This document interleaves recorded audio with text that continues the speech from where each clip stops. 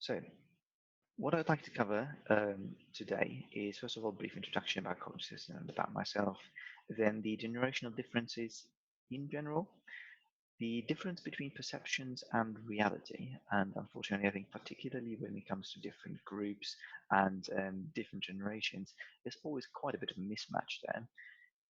Then we have also personality as a constant, and why I've put it that way actually, I think will become more clear when I share a bit more of the data that we've got. And ultimately, I'd like to get into the making of meaning, what is actually meaningful in the work that we do, and how that defines how we work with other people, and particularly with people who've grown up in different generations, who might have a very different understanding of what actually is or should be meaningful to someone.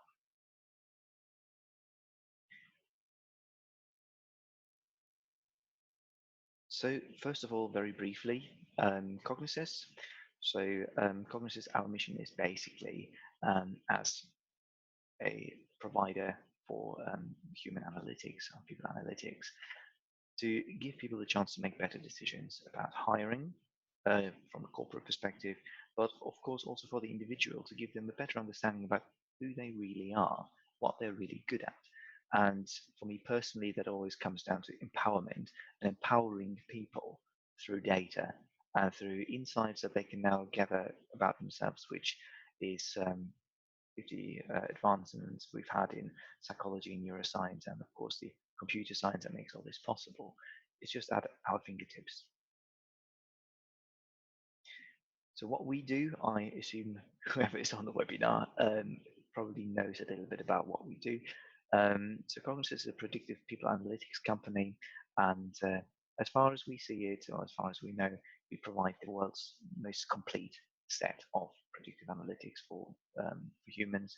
And what we try to do is to make data-based decisions easier, particularly in the hiring and in the promotion, general HR planning, and to make more data available to the humans who actually make these decisions. The idea is not that the machine makes a decision and the machine says yes or no or go no go. The whole idea is that humans are outfaced by the amount of data that they should take into consideration when making people decisions. And it's just quite natural that we need a little bit of help with that. The more data we can make available in an objective way, rather than the subjective and very human way, we're all just humans at the end of the day, um, the better, really, for everyone involved, for the company as well as, of course, the individual. In terms of myself, just very briefly, my name is Dr. Boris Altemeyer.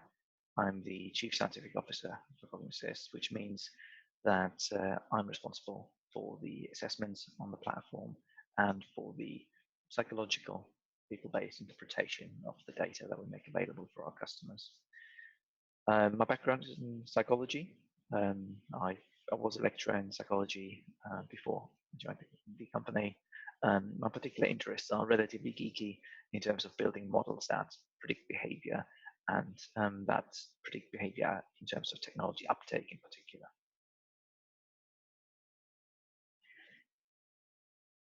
Now, jumping right in to the actual topic at hand, these generational differences.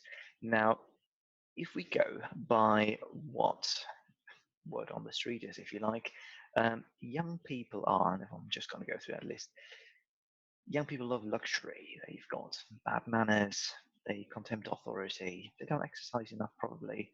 Some people see them even as tyrants. They no longer rise when elders enter the room. I've definitely heard that. They contradict their parents, they are too chatty, and they even tyrannize their teachers. This is very interesting as a snapshot, and you might be able to relate to that in terms of at least the aspect of, I have heard this somewhere, and I've heard people say that. The question here is, where does that actually come from? And what actually brought this change about that people see younger generations this way? Now, the good thing is I can give you the source for all of this data. This data is a little bit older. It dates back to approximately 400 years BC. So it is about nearly 2,500 years old, and it is attributed to Socrates or Plato. It's a bit disputed exactly who said what when in which of their books and scripts that are still available and preserved for us. But the same problems in terms of the generational differences, that the older generation and the younger generation clash in terms of how they see that authority should be dealt with, what authority is, what good manners are, how behavior should be adjusted in different circumstances. That is not new. That is far from new. And I think that is actually for us quite reassuring. So we're not the first ones to go through this perceived change. However, we have got some data now that actually indicates that there are changes that are maybe a bit more systemic. And that all relates to the change we have seen in the workplace and historically seen in how we work. That is not to say that things at the time of Socrates and Plato did not change. I would, however, argue, given how quickly we quite recently went from the invention of the steam engine and invention of the automobile to quantum computing, as Google has made headlines very recently about. So I think we are changing things rather rapidly, which also means that each new generation that comes into work will see things differently based on what they have seen when they grew up. Now, as a psychologist, for me, it's always very important to actually say there is a difference between the perception and the reality. I would normally say that the number of realities in a room is always the number of people in the room plus one, and the plus one being what actually is happening. We all have a slightly different lens through which we see the world, so we should take that into consideration. With that being in mind, ageism and age-based prejudices, which is actually exactly what generational thinking is at the core of it, that goes both ways. It's not just all about saying that someone might be, which of course will be entirely not legal, to say someone is too old to take a particular job, which is rather nonsensical in itself. It also goes the other way, to put blame on younger people or people of any specific age group, in fact.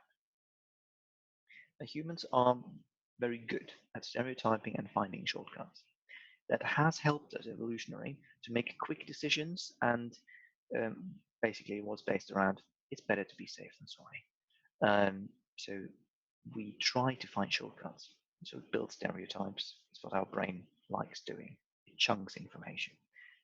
It doesn't do that very well given the complexity that we've got in the world and the understanding that we shouldn't chunk certain things because it doesn't make sense. We have got the standard in-group, out-group bias. So we always prefer people from our own group. And if we pitch two groups against one another, even randomly assigned people, they will very soon form a group mentality and compete with the other group, find the other group inferior or not holding up to the same standards. Particularly when it comes to the workplace, we have a lot of recency bias and confirmation bias. We look out for information that confirms what we think already exists. We tend to disregard information that challenges our point of view. And the recency bias comes quite often as well. What is the latest or last encounter that we've had with someone of a particular group? And we just take that as an anchor point, which is, again, not fair, but unfortunately, it's a way that our brain has evolved to actually make a shortcut. Similarly, bandwagon effect, we all know that the more people say it, the more we get into that group think and just tend to agree with it. And particularly, I think from a generational point of view, that is a quite entertaining one. It's the blind spot bias. Of course I'm right, because I see things the proper way and other people just don't. So that being said, I'm not trying to paint a picture of the absolute and ground truth here. This is purely from my experience with this and from the data that we've gathered and that I'll share with you in a few moments. So generally, what are the differences we are talking about here? So we have looked at looked at 4 distinct generations, Whether or not it's actually right or wrong to classify them as this, whether the cutoffs are correct or incorrect or exactly as they should be, that is matter for debate. The interesting thing, I think, is that we can actually identify these groups and that within themselves, they seem to share certain similarities. We've got the baby boomers from 46 to roughly 64, Generation X, which is not referred to as much in media, interestingly, which sits between the baby boomers and the often referred to millennials.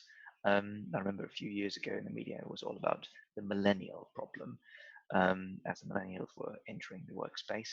And then we've got Generation Z or Gen Z, which is the generation after the millennials, born between 97 and 2012. Now, I should say for complete um, clarity and disclosure here, I'm a millennial myself, even though, and I'll steal that from an American comedian, I'd count myself as an elder millennial, but nevertheless, I fall into that millennial group. So part of what I say is, of course, going to be related to my experiences with that as well, in a certain way. What we've looked at in terms of those generations is how we can actually identify certain traits and certain patterns. Now, on our platform that we use to collect all this data, we've got 60 different, roughly 60 different assessments that cover cognition, emotion, personality, values, lots of other things in terms of either performance areas or areas of individual differences. And the decision we've made here is that cognition itself was not really of interest for us here because there is such a wide array and a wide spread of how brains work differently that make people brilliant at what they choose to do and maybe not as brilliant at things they just naturally are not very inclined to doing, their brain doesn't like doing. So looking for similarities or differences there, that would be a bit fraught because we would have to compare specific job groups or specific particular areas of the population. When we look at career values, what makes work meaningful for people, that's more universal. And of course, personality as a construct is more universal there as well. Now, I'm just briefly going to go over this just to level the playing field a little bit so everyone's got a similar understanding. We measure personality according to the big five, or the five-factor model, which is one of the models that is being used out there. We prefer using this one because it gives us a very wide range and granularity in terms of the measurements. It doesn't cluster people into pockets or pigeonholes, if you like, or quadrants, which in itself can be very useful for other pieces of work, absolutely. But for model building and data science, we like more data points. So Big Five naturally lends itself to that. The five factors, I've outlined them here: openness to experience, conscientiousness, or as people say, orientation to detail and order, extroversion as the opposite to introversion, agreeableness, which generally relates to how much a person values the stability of a relationship over absolute truth. And in old phrasing, neuroticism, we have renamed it internally to emotional stability and have reversed it. As you can imagine, neuroticism is not particularly an attribute that is, well, very easy to get people to get comfortable with their level of neuroticism. Emotional stability works much better. For those interested, particularly in this, we also measure resilience as a non-orthogonal sixth area, which means that it partially overlaps with openness to experience and neuroticism. So it's not fully standalone, but it's something else that we can pull out and that people normally can relate to. We call it resilience. A lot of people in organizations call it grit. So anything there in between, or tenacity, if you like. There's similar words to describe, if you like, the same construct. The personality is assumed, according to the Big Five, to be more or less normally distributed in the population. that differs for different models, but this is also what we see with a few caveats that I'll also explain. Now, this is the data that I've just pulled up in terms of the 4 generations, and you can see the different generations in the different colors. Baby boomers in blue, Generation X in red, millennials in yellowish green, and Generation Z in purple. And these are the average scores that we get on the platform. Now, if there were any single generation to say, well, we are the generation that is extroverted or conscientious, as you can see, they are so close together, that claim would not really work. That would fall flat, I'm afraid. The error bars that you can see here actually are not error bars as such. I've replaced them with a standard deviation. So within those error bars, those black bars you can see at the very top, from the top to the bottom, that is one standard deviation either way, or where you would normally find 68.2% of the population, and afterwards it just tails off. What we see here is that actually conscientiousness is a little bit higher than the others. I have used the data here that is not corrected for that effect. We tend to counteract and correct for that effect because a lot of the people who come through our platform use the platform to apply for a job. We already know from the data and from the science behind it, when you ask someone in a job interview whether they are quite orderly, detail oriented, and whether they like to yeah, basically work towards deadlines and meet the deadlines, no one says no. So normally we would correct in the models for that, but what you can see here is the raw data, if you like. Now, all this data is based on, well, depending on the different groups, slightly different sized or different sized samples. Overall, we can assume that there is for most of these variables in each group at least around about 2,000 people. For Gen Z and Millennials, I know we've got a much larger data set purely because of the graduate work that we are quite involved in with many different corporates. Yeah, the standard deviations and the perceptions. One thing that came out as actually being quite interesting in terms of personality, and one of the sub-facets of the Big Five, they break down the way we break them down into another 30 sub-aspects and sub-areas of interest. And assertiveness was one of those that actually came out with there being quite a difference. Now, bear in mind that whilst the difference in terms of the number scores here are relatively small, we're talking about relatively large samples. So statistically speaking, that makes it more impactful. We can not only see that, of course, in terms of the overall average in terms of the different mean, but also in terms of distribution of the standard deviations here, which, interestingly, all groups have very similar standard deviations. So that means the data is very similarly distributed, giving more gravitas to actually the way it was assessed. However, even though the distribution is in itself normal and the same, the midpoint is definitely different. Millennials here are a fair bit different from baby boomers.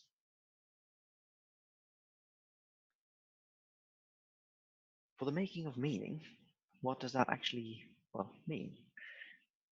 So we can now say personality is a little bit of a constant. If we were to go into the workplace, I wouldn't expect a different personality, a different personality typology of dominant type or kind to be found in any particular generation. That wouldn't really happen, at least according to our data, of course. However, I strongly believe that it comes down to the work values, what actually makes work valuable for us. And we measure that in 5 different areas. We measure how important it is for people to find achievement, to be recognized for their work, to build relationships, to receive support and give support, and the working conditions. And that normally is a very good indicator in how far someone actually fits well into a particular organization and a particular type of work. Before I jump into that, I think it's quite important to bear in mind here, historically speaking, what the generations have gone through and how they've been raised. And as the subheading here for generation internship, which I remember when and where I grew up, that is what millennials were referred to. They are the generation internship because it had suddenly become the norm to do lots of internships for extended periods of time at minimum but mostly no pay. So the first work experience that many millennials had, and I'm certain that still applies in certain areas for Gen Z as well, particularly for those generations, we would have seen it that work was seen as something where you have to not bring yourself in as a valued individual. You have to bring yourself in. You're not valued based on a living, breathing human being who brings in um, a different type of thinking and cognitive diversity, diversity of thought, but someone who's just unskilled. So you are appreciated for your skill, not for what else you can bring to the table, which I think is a stark difference to how other generations previously might have seen that. And also the overall economic climate, of course, plays a role, and how they saw that their parents worked. Now, I would argue with the rise of the internet and the pace of work and how it has picked up and the always on mentality, that particularly from the baby boomers to Gen X and millennials, there would have been a shift in terms of children seeing their parents very much always on, working very hard. But those parents also grew up in that particular time period where the idea was that we should do with our lives whatever we feel is right. So those children grew up, and those people grew up with the idea that yes, our parents have slaved a lot and worked very hard, and they made a very good living out of it, hopefully. But they also wanted us to do something else, something that we truly felt was meaningful. That, for the corporate world, is now a bit of a problem because they're faced with people who come into the workplace who say, I understand how you work, but I'll only join if it's meaningful to me. It has shifted the power balance a lot in terms of who actually can make that hiring, not who can make the hiring decision, but who has the most impact. And we see that, of course, in terms of how we collect data. The data collection, the data sharing, and what candidates are willing to do to be considered for a job, it's all down to the candidate. GDPR notwithstanding, it's really completely down to the candidate as to whether they feel it's right for them. Whereas in previous generations, it might have been a case of, well, the company has asked you to do this, so there's not really any further discussion about it. If we then look at the values, and again, bear in mind we're looking at relatively large samples here in terms of the differences, there is a downwards trend in terms of drive for achievement. Baby boomers were overall a fair few points more achievement driven than millennials and Gen Z. And you can already see that slight dip with Generation X there as well. Um, I should say here, of course, the maximum, given that we're talking about percentiles here, is of course 100. The error bar just, or the standard deviation bar just extends a tiny bit further than that. But we can see that there is a certain pattern, and that might actually be one of the key factors where generations are at least slightly at odds. It's about what is classified as an achievement and whether it's worth driving purely for achievement. It gets a lot clearer when we look at other things. Recognition. I've, of course, stolen that from Captain Jack Sparrow. I hope everyone saw that, because I'm not doing it again. It's all about that recognition for the work we've put in and for what we have brought to the table. And I'm making a distinction there because, as I said earlier, I think it's also about what we bring to the table as a human being. Now, if we look at that, Gen Z have up to 26% higher drive for recognition than baby boomers. So if they're not recognized for their work and what they're bringing in, they will not find fulfillment or any meaning in that particular job or in that particular career, which means that they will be a lot harder to hold for the organization, and it might be much more costly in terms of a wrong hire or a hire into a particular framework where that recognition is normally not given.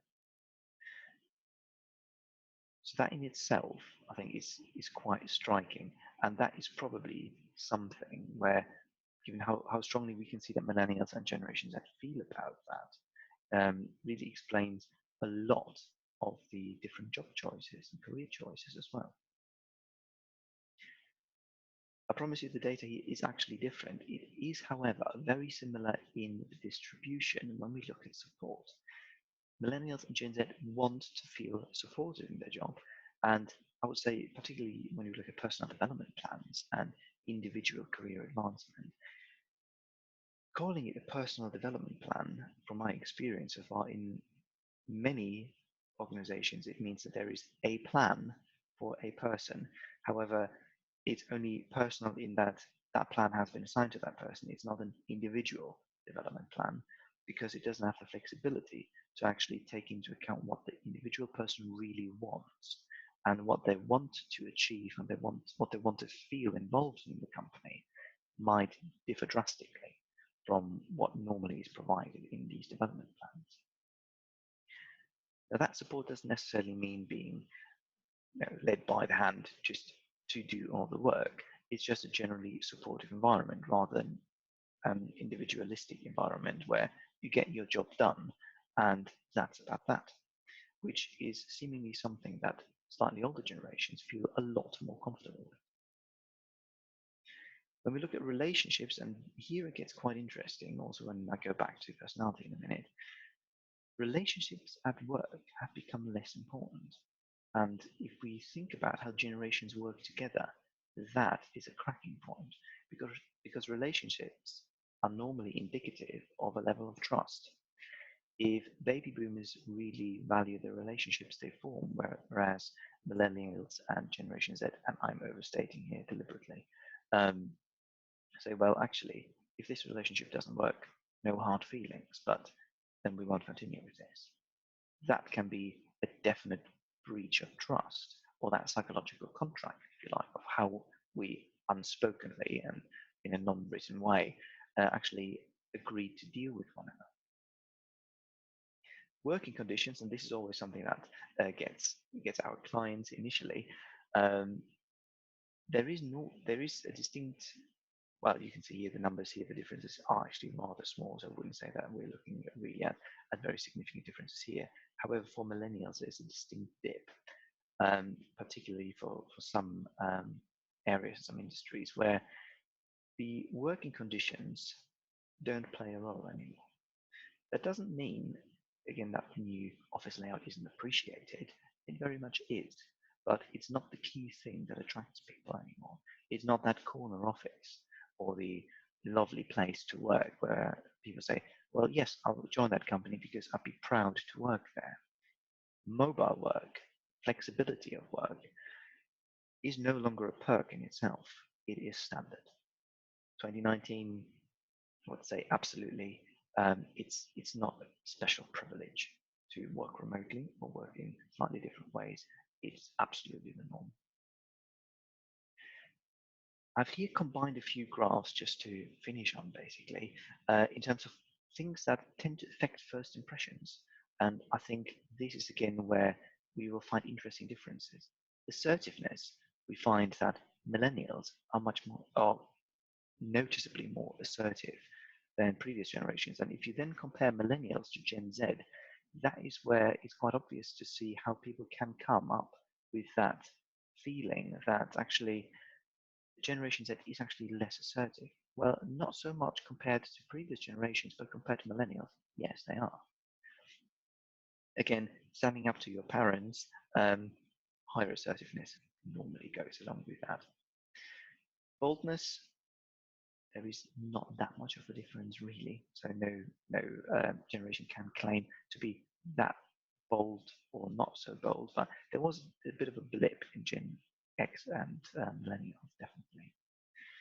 The more interesting ones, if I go a bit to one end here, tolerance, which I would say is, from my perspective, a good thing. We see an increase in general tolerance of different ways of being, different ways of thinking. However, we see a sharp decline in how people trust. Millennials and Gen Z particularly trust people far less, which also then relating back to the importance they find in relationships, that's where I think it breaks down a lot of the time. Because ultimately, trust is harder to come by, and relationships are not that important in any case. So that builds a completely different work environment and atmosphere than we would find somewhere else. As a summary, from the data we've seen, older generations value the working conditions more, they value relationships more, and are not so bothered about recognition.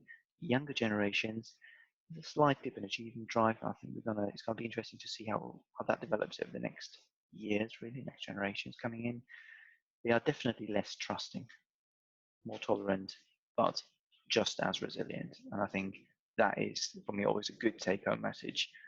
There is no difference in resilience. It's not that anyone wants to be treated with padded gloves here, really. It's just a different way of working and seeing the world and finding ultimately meaning what we do. But actionable insights that I would like to share from my perspective. Personality hasn't changed. It still works just as before in terms of screening, in terms of making people more aware of who they actually are, how they come across, and how they can bond better with others and communicate better. Newer generations will generally be attracted more to jobs that offer distinct personal support and personal development opportunities for what they want to become. That might not be what the organization wants them to become, but if what the organization wants to keep them on board, at least for that part of their life journey, it might be a wise idea to invest in that. As I said, work is flexible. It's not a perk, it's a standard. And generations will ultimately differ on the value of relationships. And I think the more we can understand that, and actually it's not about demonizing that or saying that is right or wrong. I think the more we can bring that into the spotlight and say people see things differently, they had a different upbringing and childhood, they entered the workspace in a different economic environment. It's not right or wrong, just like personality, it's just different. So how do we communicate with one another knowing that we see the world through a slightly different lens? I hope that was so far informative and hopefully at least mildly entertaining as well. This is the part from me. If there are any questions or if you would like to start any discussions at this point, please feel free to chip in. And in any case, thank you very much for joining us for this webinar.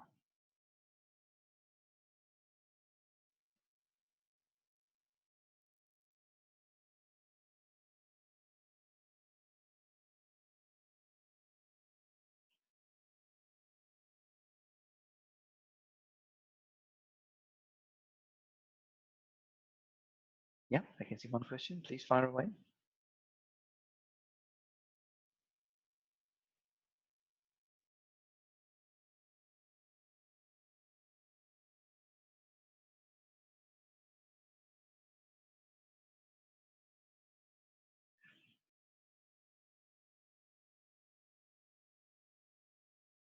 So the difference in terms of the generation Y. So I believe, unless I'm entirely misinformed there, so we've got the baby boomers followed by the Gen X. Gen X should be followed by Gen Y, which tends to be referred to as the millennials. And afterwards we've got Gen Z following through from that. So Gen Y, according to, at least from what I've seen so far, might be wrong there, should overlay directly with the millennials and just a slightly different terminology. And I believe if you look at some of the cutoff points, millennials and Gen Y, depends really where you look, different publications and different studies cut off the generations at slightly different points. So you might find that if you look for Gen Y and millennials, you get slightly different cutoff points. but I would classify them, this at least, as pretty much the same thing.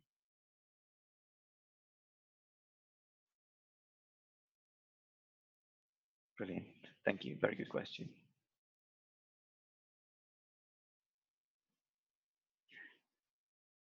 Are there any other questions I might be able to help with, or anything else you would like to share from your own experience or your own background?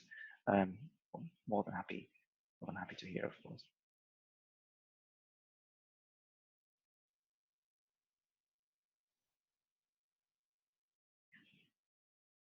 I will double check, of course, with our communications and media team as well.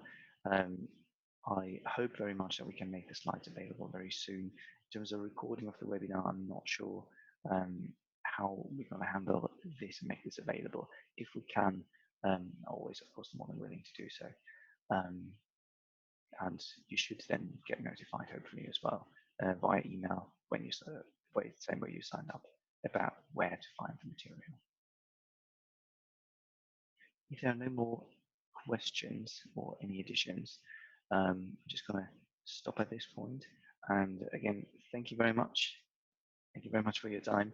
Have a lovely rest of your day. And I very much hope to see you again soon. Thank you very much. Goodbye.